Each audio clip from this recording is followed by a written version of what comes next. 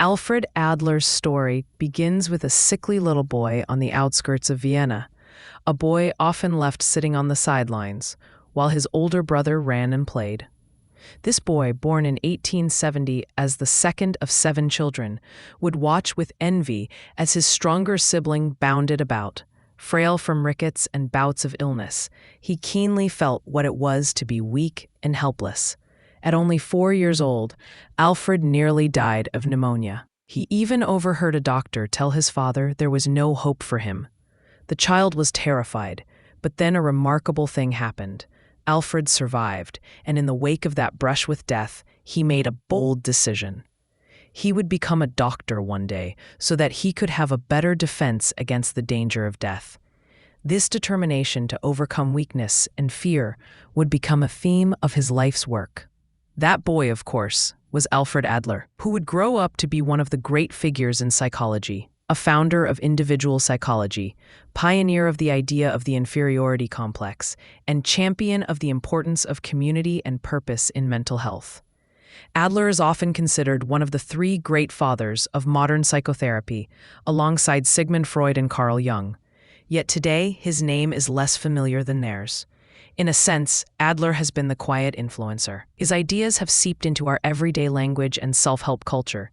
Think of terms like inferiority complex or the emphasis on positive thinking and belonging. Even if many people don't realize where these ideas came from, his psychology, and indeed his life, was all about cultivating consciousness of meaning in life, of our choices, of our connectedness to others, and of our power to overcome the limitations of birth or environment to reach our full potential. In this episode, we'll explore Alfred Adler's journey from a sickly child to a renowned psychologist, delve into his break with Freud and the unique theory he developed, and reflect on how his insights on purpose, inferiority, and community still resonate today. To understand Adler's theories, it helps to know a bit about his life. Adler was born in a Vienna suburb in 1870 to a middle-class Jewish family. Childhood was not easy for young Alfred. Beyond his health struggles, he felt overshadowed by his older brother Sigmund, a coincidence in name, but perhaps a foreshadowing of another Sigmund he'd later contend with in his career. Alfred later admitted that as a child, he could never quite match his older brother's accomplishments, a rivalry that left him sighing even in adulthood. "My eldest brother, he was always ahead of me, he is still ahead of me." Sibling competition lit a fire in Alfred, instilling an acute awareness of what he lacked. In Adler's recollections, he felt himself to be in constant competition, striving to catch up.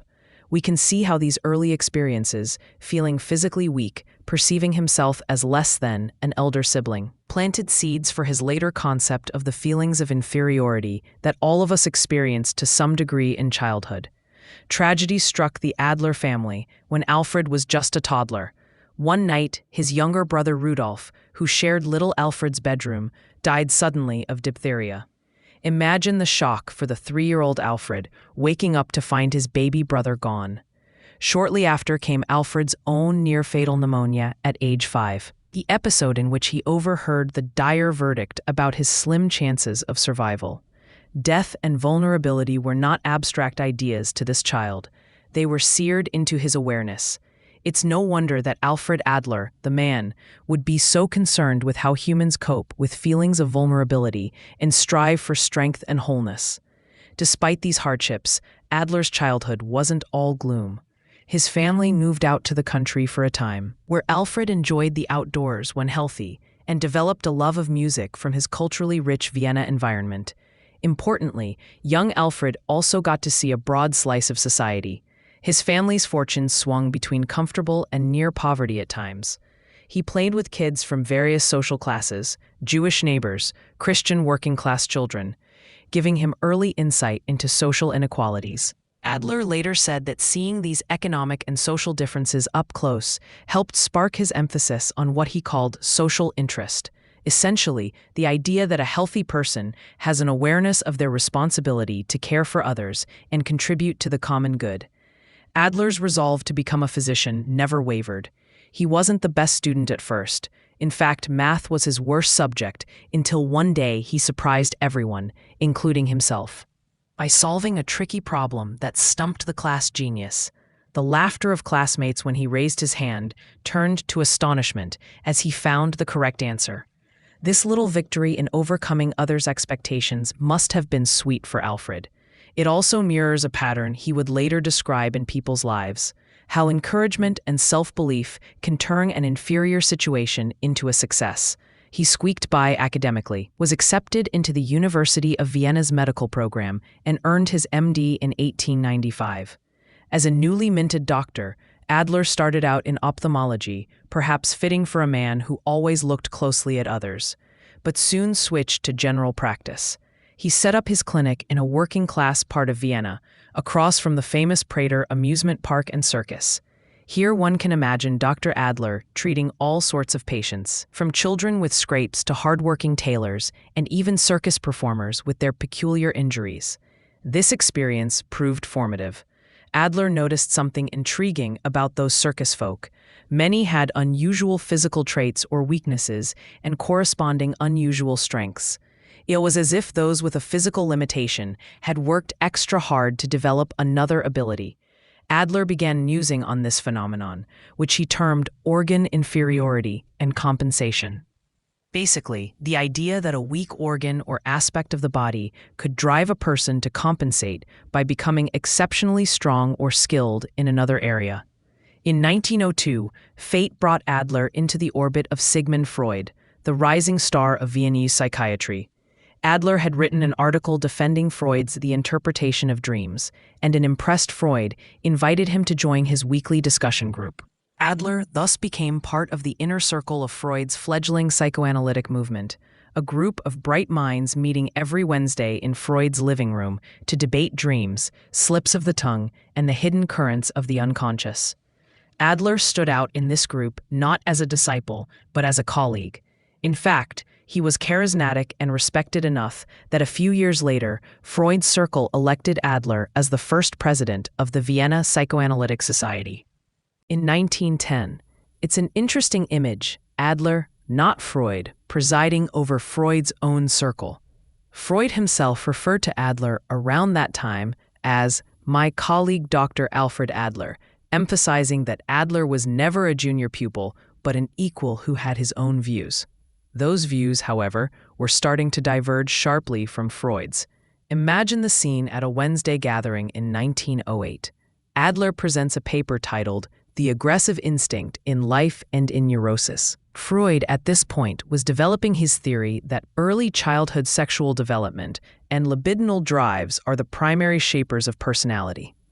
Adler gets up and proposes that aggression, not just sexual desire, is a fundamental drive, possibly even separate and innate. This was a challenge to Freud's one drive to rule them all approach, and Freud bristled at it.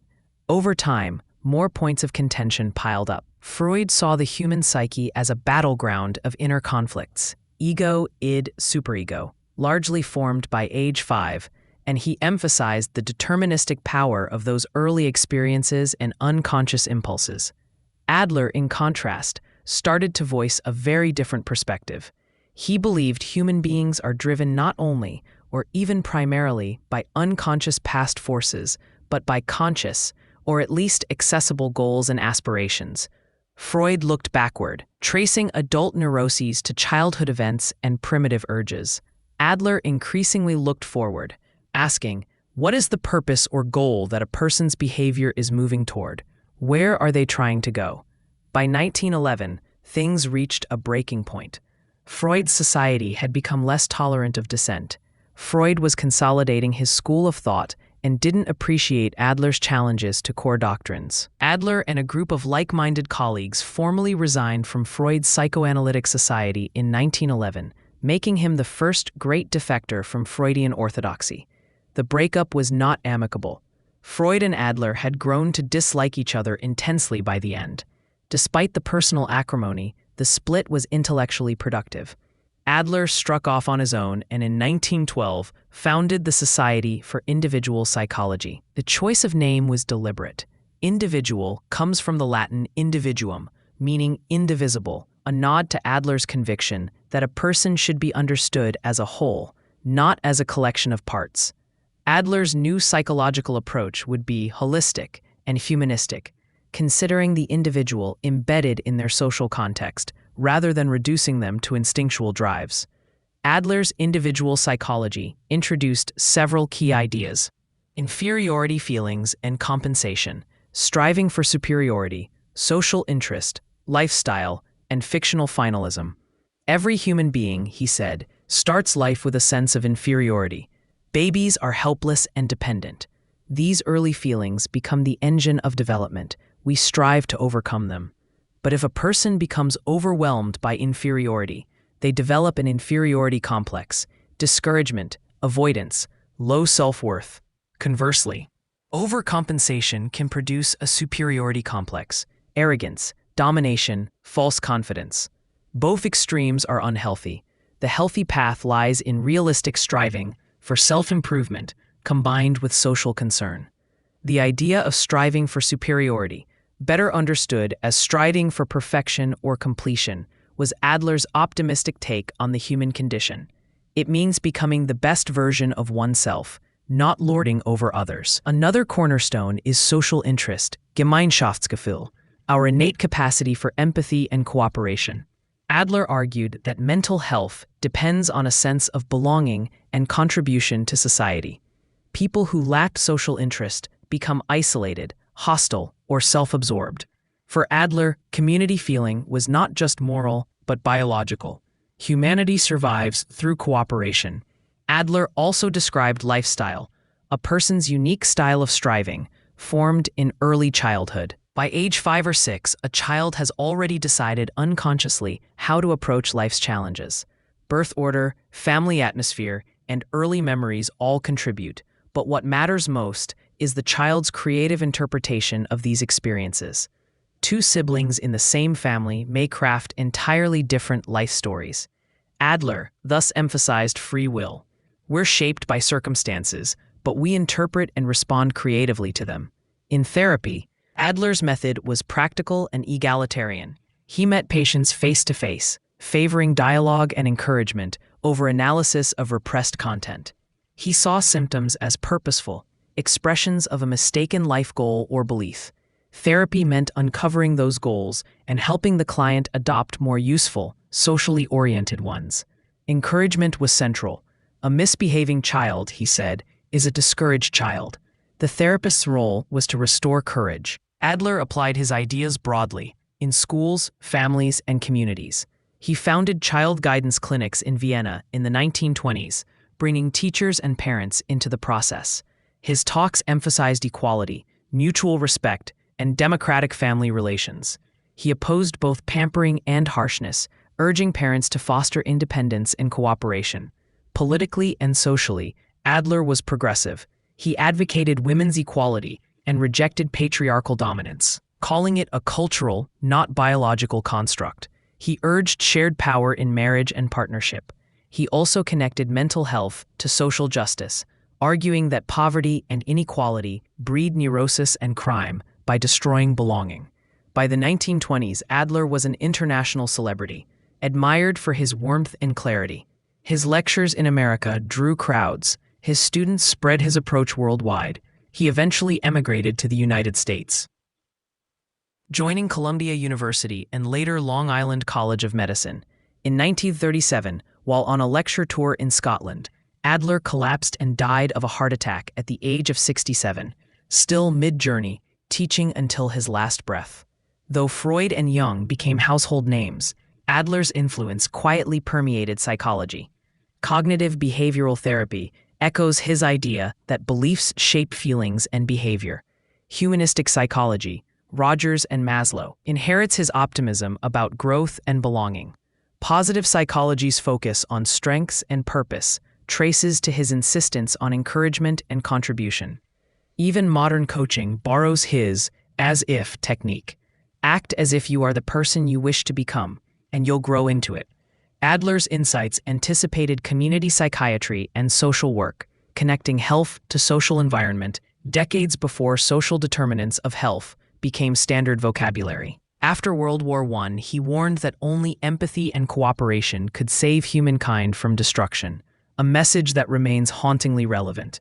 He wrote that humanity was like a child with a loaded pistol.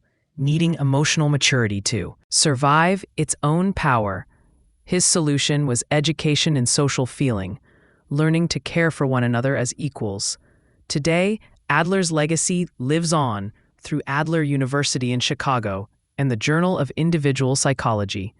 His spirit persists wherever someone asks, "What is your goal? Could there be another way to see this? How might your actions contribute to others?" Adler reminds us that inferiority is universal, but it need not defeat us.